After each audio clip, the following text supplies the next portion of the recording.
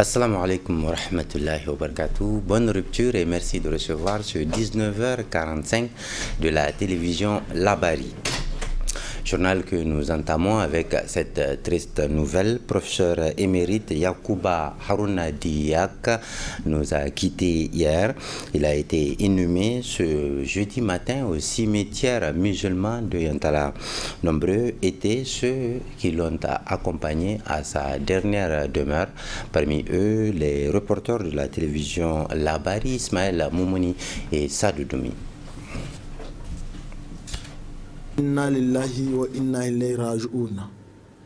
Décédé le 22 mars 2023 à Niamey, le professeur émérite de chirurgie viscérale Yacouba Harouna Diak a été accompagné à sa dernière demeure par ses parents, amis et connaissances.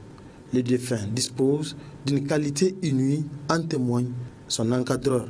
Le professeur Yak a été un de nos jeunes étudiants qui s'est brillamment illustré et il a passé le concours d'internat des hôpitaux de Niamey et il est parti à Lille se spécialiser en chirurgie viscérale puis à Clermont-Ferrand en chirurgie thoracique et vasculaire. Il était responsable de l'enseignement de l'anatomie à la faculté. Il a été nommé assistant en 1988, puis après il a gravi tous les échelons jusqu'à passer l'agrégation du concours d'agrégation en médecine du CAMES en 2008 et il est passé professeur titulaire en 2017.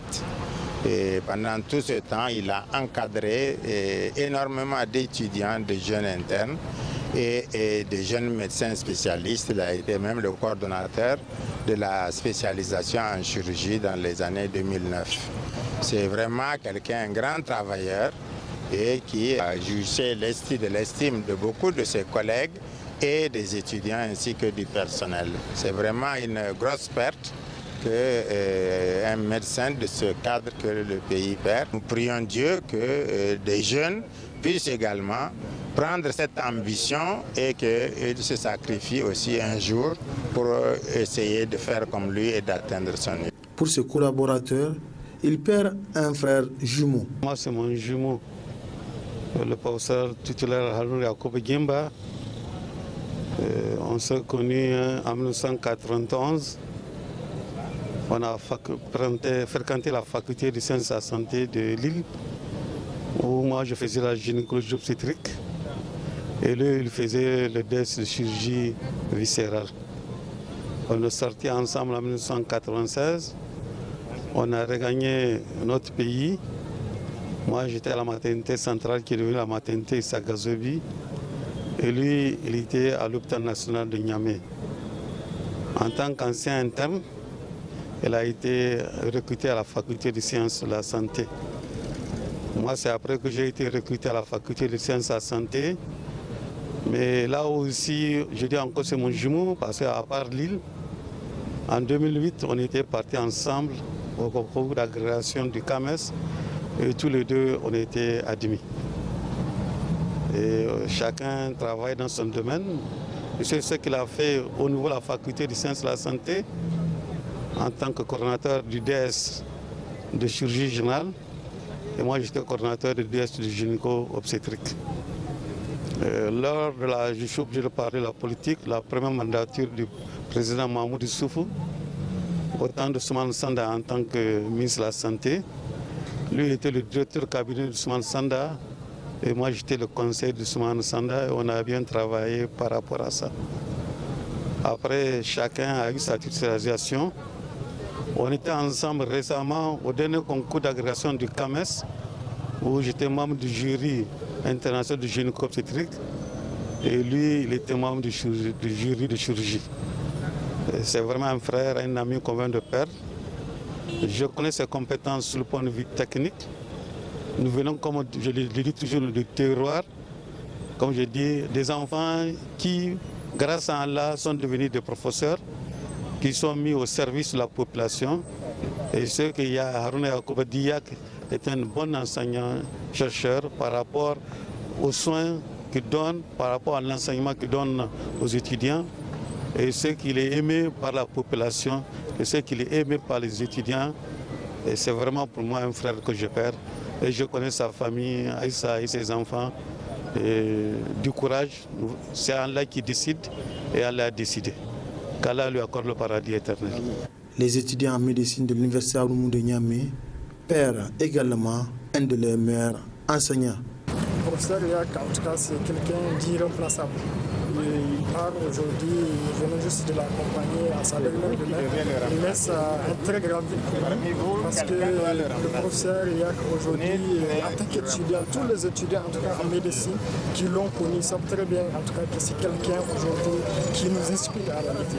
Aujourd'hui, tout ce que nous sommes en train de devenir, c'est grâce au professeur Yak. Depuis la première année, la deuxième année en tout cas, il nous apprend en réalité ce que c'était la médecine et ainsi que les difficultés en tout cas auxquelles nous serons préparés. Il nous avait en tout cas préparé par rapport à cela.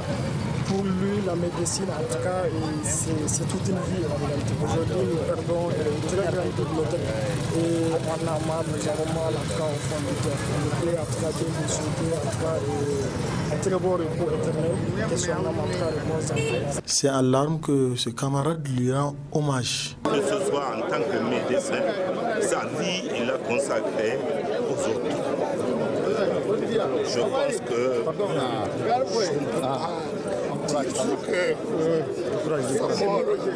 mais je prie Dieu pour qu'il accorde le paradis. Et je crois que le fait qu'il soit mort en début de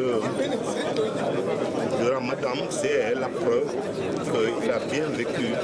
Et je me joins à la prière de tout le monde pour lui souhaiter un repos éternel. Le professeur Yak, c'est un être exceptionnel. Figure emblématique dans le domaine de la chirurgie, le Niger perd une personnalité importante pour la société. Le défunt Yak laisse derrière lui une veuve et 3 enfants. Et oui, une grosse perte pour le Niger tout entier. Puisse Allah pardonner aux défunts et donner le courage à sa famille de surmonter cette dure épreuve. Amen. Je ne vous apprends rien, le croissant lunaire du mois béni de Ramadan a été observé hier au Niger. Naturellement, les fidèles musulmans de notre pays ont entamé le jeûne à partir de ce jeudi 23 mars. Quelle est l'importance de ce mois? C'est la question que nous avons posée à Cheikh Ben Salah, que vous connaissez. Eh bien, suivez donc sa réponse. Le mot Ramadan n'apparaît qu'une seule fois dans le Coran. Je pense que c'est surtout le mot Saoum, Sama, qui désigne véritablement l'action de jeûner. Donc Sama qui veut dire l'action de s'abstenir, de se priver d'eux, mais donc du point de vue de la charia, ça veut dire s'abstenir de manger, de boire et d'avoir des rapports intimes avec son mari ou son épouse, de la deuxième aube jusqu'au coucher du soleil, avec l'intention d'obtenir l'agrément d'Allah, de nous élever vers le Très-Haut, de rencontrer sa face, de faire partir nos péchés. Le mois béni du Ramadan est un mois pas comme les autres. C'est un mois où tout est auréolé d'un cachet particulier, selon la volonté de la fontaine de toutes les miséricordes, Allah subhanahu wa ta'ala.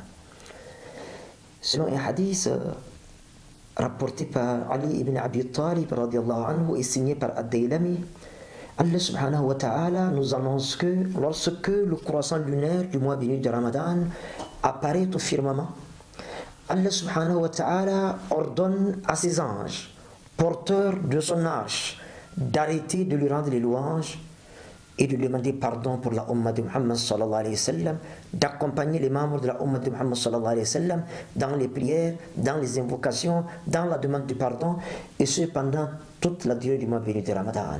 Les 11 autres mois, ils ne font que sanctifier Dieu, que glorifier Dieu, bon qu'à ça, programmé pour cela. Le mois béni de Ramadan, c'est le jeûne. Eh bien, le messager d'Allah sallallahu alayhi wa sallam nous fait l'heureuse annonce selon laquelle que Man sama Ramadan iman wa ihtisaba ghufira lahu ma taqaddama min zambi.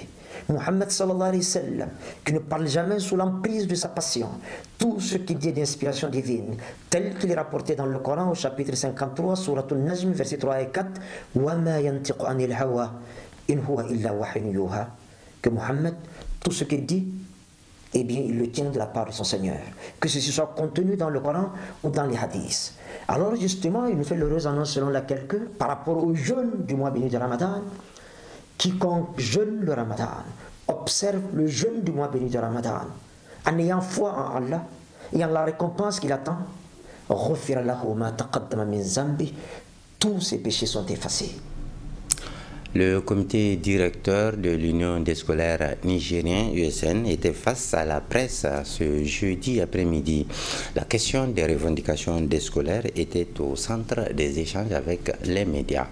Les précisions avec Hamza Sakou et Cheibou Kisso. Le comité directeur s'interroge sur la croissance des attaques terroristes dans l'espace sahélien. En analysant la situation sociopolitique du pays, les scolaires du Niger, à travers le comité directeur de l'Union des scolaires nigériens, USN, rend par la présente rencontre une déclaration. Celle-ci statue sur un certain nombre de points liés à leurs conditions de vie et d'études. Le CD exige la construction des bibliothèques et laboratoires modernes dans les UPN. Le CD exige la bonne organisation des examens du BPC, du baccalauréat session 2023, des examens en santé et du BTS d'État. Le CD exige l'accélération de la livraison conséquente des bus suffisants pour le transport des étudiants nigériens dans les universités publiques. Le CD exige l'accélération des paiements des réclamations de l'aide sociale 2021-2022 et la réception des dossiers de nouveaux bénéficiaires 2022-2023. Le CD exige l'accélération de construction des chantiers en cours dans les universités publiques du Niger et dans les établissements secondaires. Le CD exige les paiements des frais de formation des étudiants nigériens à l'intérieur et à l'extérieur du pays. S'agissant du renouvellement des instances du comité directeur de l'USN, décide ce jour de la convocation des assises du 14e congrès statutaire de l'USN qui aura lieu pendant les vacances prochaines. En effet, le CD de l'USN, au même titre que les sections, est convaincu que pour organiser un congrès, cela requiert une réelle mobilisation des ressources par le comité directeur en vue d'assurer le transport, l'hébergement, la restauration et la bonne organisation technique et matérielle des assises. En plus, les assises doivent se tenir dans une période où les activités académiques sont suspendues en vue de permettre à toutes les sections de l'USN et à tous les camarades militantes et militants d'y assister et d'y participer. Enfin, le comité directeur de l'USN appelle tous ses militants pour une union sacrée, une cohésion sociale et une solidarité forte autour des valeurs et principes de l'organisation. Mardi dernier, sur ce plateau, même, je vous annonçais le match comptant pour les éliminatoires de la CAN U23 entre le MENA du Niger et les Crocodiles du Nil du Soudan. Eh bien, ce match s'est déroulé comme prévu hier et il s'est soldé sur un score de 0 but partout. Vivons les moments forts de cette rencontre avec Ismaël Moumouni et Soumaïla Abdoulaye. Le Niger en blanc, le Soudan en rouge, c'est l'affiche de la rencontre du troisième tour éliminatoire de la CAN U23. Après un début dominé par l'équipe nationale, les joueurs du Soudan sont devenus maîtres du jeu en malmenant le MENA dont le milieu a pêché. 0 partout jusqu'à la mi-temps. De retour des vestiaires, les poulains de Zakariaou ont accentué la cadence en concédant plusieurs occasions qui malheureusement n'ont pas été concrétisées. Score vierge jusqu'au coup du sifflet final. L'entraîneur du MENA a réagi en ces termes. C'est un regret, c'est normal, c'est de la frustration même derrière parce qu'on a essayé, vraiment on a tout donné. Les enfants sont donnés à cœur vaillant. Mais rien n'est fait encore parce que heureusement pour nous on n'a pas encaissé. Donc tout est à faire à Khartoum, Inch'Allah, dans une semaine. Comme vous venez de le dire, vous avez raté toute l'occasion. Quelles seraient les remarques à l'issue après pour les prochains matchs?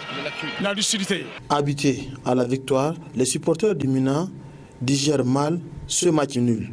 Vraiment, on est très déçus. On est très déçus de ça parce qu'on joue sur nos installations. On n'a pas pu marquer au moins sur le moindre but, alors que vraiment c'est une équipe qui était à notre portée. Ah oui, parce que normalement même, c'est cette équipe-là de la deuxième mi-temps là qui devait être classée depuis le début. Voilà, parce qu'on n'avait pas d'attaquant. On a joué sans attaque parce que l'attaquant de pointe qui était là, il n'était pas vraiment à son meilleur niveau. On a voulu marquer, mais malheureusement on n'a pas marqué. On pas scoré parce que nous avions au moins 3 occasions nettes. Ça a manqué et Inch'Allah, le match de tour, nous allons prendre notre revanche. C'est l'attaque qui n'a pas marché parce que nous avons des occasions, on n'a pas pu les concrétiser. Maintenant, on peut relever le défi. Il suffit un peu de regarder le coach, c'est un grand coach, c'est un technicien. Il a vu l'équipe soudanaise qui est en place aussi. Au match de tour, il va corriger et il va nous amener la victoire. Pour son ticket de qualification à la CAN Maroc 2023, le MENA U23 va affronter le 28 mars prochain le Soudan à match retour. Ce journal vous sera rediffusé tout à l'heure à 22h45, demain à 7h15, puis à 12h45. Vous suivrez de nouvelles éditions d'information. Moi, je vous reviens jeudi prochain à 19h45, mardi prochain à 19h45 pour d'autres informations sur la télévision Labari, la passion de vous servir. Bonne soirée Ramadan, prenez bien soin de vous et à bientôt, Inch'Allah.